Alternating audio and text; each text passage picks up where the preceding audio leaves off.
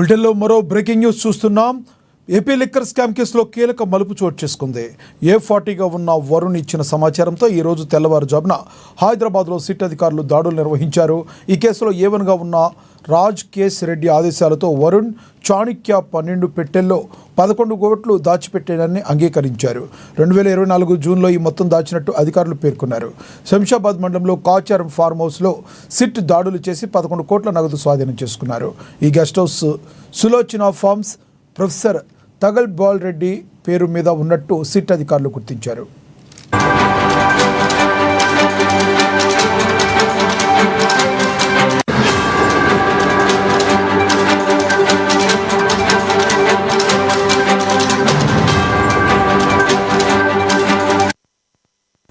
AP liquor స్కామ్లో SIT అధికారులు మరొక వ్యక్తిని అరెస్ట్ చేశారు. శంషాబాద్ ఎయిర్పోర్ట్లో వరుణ్ను అదుపులోకి తీసుకున్నారు.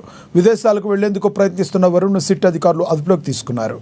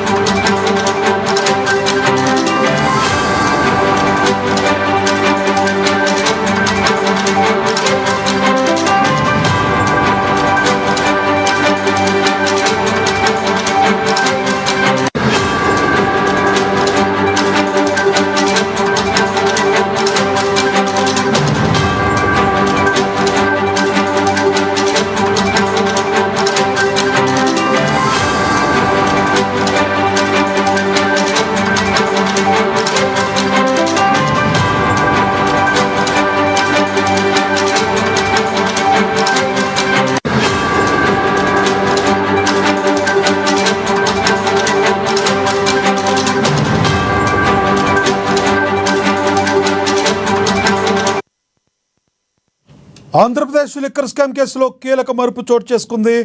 A40గా ఉన్న వరుణ్ ఇచ్చిన సమాచారంతో ఈ రోజున తెల్లవారుజామున హైదరాబాద్లో సిట్ అధికారులు దాడులు చేపట్టారు. ఈ కేసులో A1గా ఉన్న రాజ్ కేస్ రెడ్డి ఆదేశాలతో వరుణ్ చాణక్య 12 పెట్టెల్లో 11 కోట్లు దాచిపెట్టినట్టుగా అంగీకరించారు.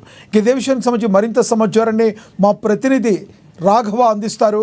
రాఘవ, చెప్పండి. ఒక రకంగా చూస్తే లిక్కర్ స్కామ్ కేసు ఏపీని కుదిపేస్తుంది అనుకోవచ్చా? Thank you Lakshmi. నాకు గులిపేయచ్చు. ఏపీ మద్యం కేసులోనే సంచలన విషయాలు కూడా వెలుగులో వచ్చాయని చెప్పుకోవచ్చు. వైకాపా హయాంలో జరిగిన మద్యం కుంభకోణంలో కొత్త కోణాలు కూడా ఇప్పటికే బయటపడుతున్నాయని చెప్పుకోవచ్చు. అదేకాక నిందుల నివాసాల్లో కానీ కార్యాలయాల్లో సోదాలు చేపట్టిన సిట్ అధికారులు భారీగా నగదు స్వాధీనం చేసుకున్నారు. రాజా కసిరెడ్డి సూచన మేరకు 12 బాక్సులు భద్రపరిచిన 11 కోట్ల నగదును అధికారులు కూడా ఈరోజు సీజ్ చేశారు. రంగారెడ్డి జిల్లా శంషాబాద్ మండలం కాచారంలోని సులోచన ఫార్మసీ గెస్ట్ హౌస్ లో అక్రమ మద్యం నగదును కూడా డంపు చేసినట్టు కూడా గుర్తించారు. అంటే ఈ లిక్కర్ స్కామ్ లో కూడా A41 వరుణ్ పురుషోత్తము నోట సంచలన విజయాలు కూడా ఇప్పటికే వెల్లడి అని కూడా చెప్పుకోవచ్చు. అతని వాంగ్మూలం ఆధారంగానే తనిఖీలు చేపట్టిన అధికారులు భారీగా నగదు పట్టుబడింది. ఈ నగదు కూడా సీజ్ చేసిన ఘటనలో కూడా చాణక్య వినయ పాత్ర పైన కూడా సిట్టు బృందానం విచారణ చేపట్టనుంది. అదేవిధంగా రాజా కసిరెడ్డి చాణక్య ఆదేశాల మేరకే జూన్ 2024 వినయ్ సహాయంతో వరుణ్ 11 కోట్ల నగదును ఉన్న 12 అట్టపెట్టెలను కూడా ఆఫీస్ ఫైల్ పేరుతో దాచిన సిట్ అధికారులు కూడా ఇప్పటికే గుర్తించారు. అయితే వరుణ్ పురుషోత్తాన్ని నేరాన్ని అంగీకరించినట్టు కూడా నిజాలు బయటపెట్టడంతో లిక్కర్ స్కామ్ ఒక్కసారిగా రాష్ట్రానికి కుదిపిందని కూడా చెప్పుకోవచ్చు. భారీ నగదు నిల్వల విషయాలు కూడా వెలుగులోకి వచ్చింది. అంటే ఏపీ మధ్య స్కామ్ లో దాదాపు 3,500 కోట్లు పైగా అక్రమాలు జరిగినట్టు కూడా సిట్ ఇప్పటికే ప్రాథమికంగా కూడా గుర్తించింది. అయితే వైకాపా ప్రభుత్వంలో ముఖ్య నేతల పాత్రపై కూడా సిట్ కీలక సమాచారం కూడా రాబడినట్టు కూడా తెలుస్తుంది. అయితే ఈ పూర్తి ఆధారాలతో త్వరలో కొందరు పెద్ద తలకాయల పాత్ర కూడా ఉందనే బయటపడే అవకాశం కూడా ఉందని తెలుస్తుంది సమాచారం.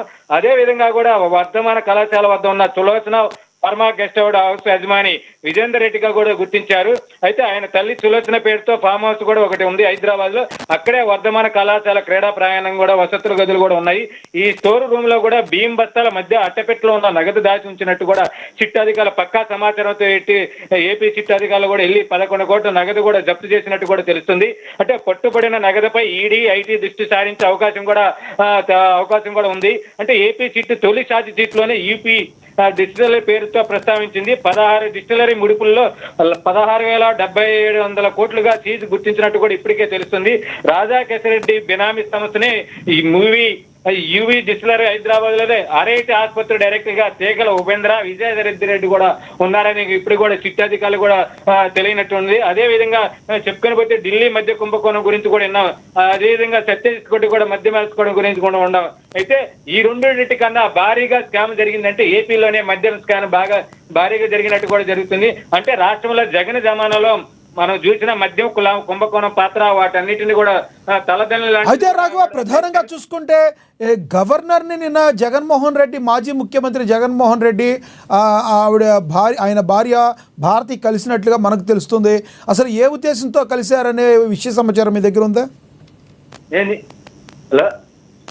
హలో, ఎస్ రాఘవ, గతంలో ఎవరైతే ఉన్నారో ముఖ్యమంత్రిగా ఉన్న జగన్మోహన్ రెడ్డి, అదేవిధంగా ఆయన భార్య భారతి గవర్నర్ను కలిశారు క్రితం రోజు. ఏ ఉద్దేశంతో కలిశారో మీ దగ్గర సమాచారం ఏమైనా ఉందా? అయితే గవర్నర్ కలిసినట్టు కూడా సమాచారం ఉంది. అయితే ఈ చర్చించమైనా కూడా చర్చించినట్టు గవర్నర్ కూడా ఉందో లేదో కానీ ఐడియా. అయితే ఈ కంపల్సరీగా ఈ మధ్య కుంభకోణంలో ప్రతి ఒక్కరు చిన్న తెలకాయ నుంచి పెద్ద తెలకాయ కూడా అరిష్ట పరంపరం సాగుతుంది. ఈ వ్యవహారంలో కూడా రాష్ట్ర గవర్నర్ కానీ అధికారం కానీ లేకపోతే ఎంపీని కూడా అంటే లోక్సభ స్పీకర్ కూడా అది అసలు తీసుకున్నట్టు కూడా, ఎందుకంటే అతని యొక్క పర్మిషన్ కూడా తీసుకున్నట్టు లేదు. ఈ విధంగా అక్రమ అరెస్ట్ చేస్తున్నట్టు కూడా గవర్నర్ కూడా విన్నవించుకున్నట్టు కూడా తెలుస్తుంది. అదేవిధంగా భారతీయ సిమెంట్ ఒక హైదరాబాద్ ఆఫీస్ లో కూడా సిట్ అధికారులు కూడా తనిఖీలు చేయడం కూడా ఒకంత లోను కూడా అయినట్టు కూడా జగన్మోహన్ రెడ్డి కూడా భారతి ఇద్దరు కూడా అయినట్టు కూడా గుర్తించినట్టుంది. అయితే ఈ ఇద్దరు కూడా గవర్నర్ అంటే నెక్స్ట్ రాబోయే అంటే భారతి కానీ లేకపోతే జగన్మోహన్ రెడ్డి గారు కూడా అరెస్ట్ చేయబోతున్నారు కూడా వార్తలో కూడా ముందుగానే ఉన్నట్టు కూడా తెలుస్తుంది. అంటే తన దాకా వచ్చిన దాకా కూడా ఏ విధంగా పాల్పోవాలి అంటే లీగల్గా ఏ విధంగా ఏం చేయాలని కూడా ఇప్పటికే సమావేశాలు కూడా నిర్ణయించినట్టు కూడా తెలుస్తుంది జగన్మోహన్ రెడ్డి. అయితే ఏది ఏమైనా చెప్తుంటే దేశ చరిత్రలో ఏకైక మధ్య కుంభకోణం అంటే ఒక ఆంధ్రప్రదేశ్ అనే కూడా ఒక ఏలెత్తు చూపించినట్టు కూడా తెలుస్తుంది లక్ష్మి నాకు. అయితే ప్రధానంగా చూసుకుంటే రాఘవ, ఈ విషయంలో గతంలో ఉన్న వైసీపీ నాయకులు ఏమంటున్నారు? వాళ్ళు కామ్గా ఉన్నారా? సామాన్యంగా చిన్నది ఏదైనా జరిగితే విపరీతంగా మైకుల ముందుకు వచ్చి మాట్లాడుతూ ఉండే నాయకులు అందరూ మరి ఏం మాట్లాడుతున్నారు? దీని గురించి ఏమైనా మాట్లాడటానికి సిద్ధంగా ఉన్నారా? అయితే లక్ష్మి నాకు ఏదైనా సరే చూసుకుంటే వైకాపా నాయకులు ఇప్పుడు వరకే కాముకున్నాడు. ఏదో 4-5 కానీ మీడియా ముందుకు రావడం, అంబటి రాంబాబు కానీ, పేరు నాని కానీ, కొంతమంది రోజా కానీ వీళ్ళు మట్టిగా రావడం కానీ, మిగతా మాజీ మంత్రులు కానీ ఎమ్మెల్యేలు కూడా ఎవరు ఇంతవరకు నోటు విప్పపడలేదు. అంటే ఏదైనా జరిగితే మన దాకా కూడా వచ్చింది.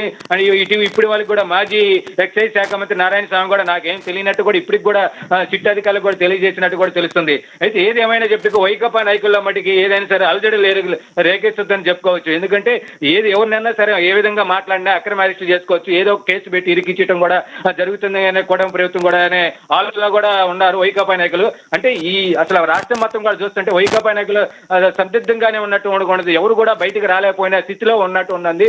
ఎందుకంటే ప్రతిదీ కుంభకోణ పాత్రలో ప్రతి మంత్రి కానీ ఏదో ఒక మంత్రి కూడా ఏదో ఒక కుంభకోణం కూడా ఇరుక్కున్నట్టు ఉంటుంది. అంటే మనం కూడా బయటకు వాయిస్ తెప్పితే మళ్ళీ మనల్ని కూడా అక్రమ కేసు కూడా ఆయన వేయొచ్చని కూడా వాళ్ళ భయాందోళన కూడా గురవుతున్నట్టు కూడా అవుతుంది. ఇప్పటికే పేరునేని కూడా ఇంతవరకు రాష్ట్రంలో ఎక్కడ ఉన్నారో కూడా తెలియదు.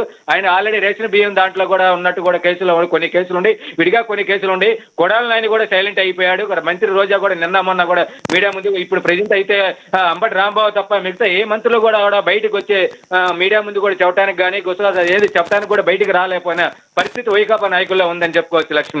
నాకు చూసుకుంటే ఒక యాప్నైతే నిన్న తాడేపల్లి ప్యాలెస్లో ఆయన ఒకటి చెప్పడం జరిగింది, రిలీజ్ చేయడం జరిగింది. రెడ్ బుక్ రాజ్యాంగం అని వీళ్ళు ఏదైతే అంటున్నారో రెడ్ బుక్లో రాస్తాను నారా లోకేష్ గతంలో చెప్పారు. అలాగే మిమ్మల్ని ఎవరైతే మిమ్మల్ని ఏమన్నా అన్నా, మిమ్మల్ని ఏ రకంగా ఇబ్బంది పెడితే ఈ యాప్లో ఎక్కించాలని నిన్న మాట్లాడారు. అదే యాప్లో ఇలాంటి లిక్కర్ స్కాముల గురించి దాచుకుంటానికి యాప్ రిలీజ్ చేశారని ప్రభుత్వ వర్గాలు విమర్శలు ఇస్తున్న పరిస్థితి. అసలు ఏం జరుగుతుంది ఏపీలో రాఘవ? అయితే ఏదైనా ఏమని చెప్పి ఈ యాప్ అంటే ప్రజల ముంగిటికి యొక్క కూటమి ప్రభుత్వం వ్యతిరేకత గత అంతా ఈ యాప్ ద్వారానే ప్రజల దగ్గరికి తీసుకెళ్లి ఈ కూటమి ప్రభుత్వం ఏ పథకాలు కూడా చేయటం లేదు. అదేవిధంగా వ్యతిరేకత ఉంది. ఆ వ్యతిరేకత కూడా ప్రజల దగ్గరికి గడపగా తీసుకెళ్లి ఈ యాప్ ద్వారా కూడా ప్రతి నాయకులు కూడా కిందగా గ్రౌండ్ నుంచి కూడా ఈ యాప్ ద్వారా కూడా కంప్లీట్ చేస్తే ప్రతి ఒక్కటి కూడా ఈ యొక్క ప్రజల్లో కూడా వ్యతిరేకత రావచ్చు అని కూడా ఈ యాప్ ద్వారా అంటే మందే కుంభకోణంలో కూడా ఈ యాప్ మటుకు అనేది ఆలోచన మటుకు లేదు. అంటే కూటమి ప్రభుత్వం వ్యతిరేకత ఎలా ఉంది, అసలు ఏ విధంగా చేస్తున్నారు, పథకాలు ఎవరికి అయితే రావట్లేదు. ఏదైతే యాప్ ఏదైతే ఉందో నిన్న యాప్ గురించి ఆయన చెప్పడం జరిగింది. ఈరోజు మద్యం కుంభకోణం గురించి ఎవరైతే ఉన్నారో సంబంధిత వ్యక్తులు బయటపడటం జరిగింది. ఒకవైపు గవర్నర్తో భేటీ జగన్మోహన్ రెడ్డి గత ముఖ్యమంత్రి. ఇవన్నీ చూసుకుంటే గత ముఖ్యమంత్రికి కొన్ని ఇబ్బందులు ఎదురయ్యేటట్టే కనబడుతుంది అనుకోవచ్చా? ఎస్ లక్ష్మీనాగు కంపల్సరిగా మాజీ ముఖ్యమంత్రి వైఎస్ జగన్మోహన్ రెడ్డికి కంపల్సరిగా ఇబ్బందులు కూడా, ఎందుకంటే ఇప్పటికే కింద స్థాయి నుంచి కూడా చిట్టు అధికారులు ప్రతి లోతైన విచారణ చేపడుతున్నారు.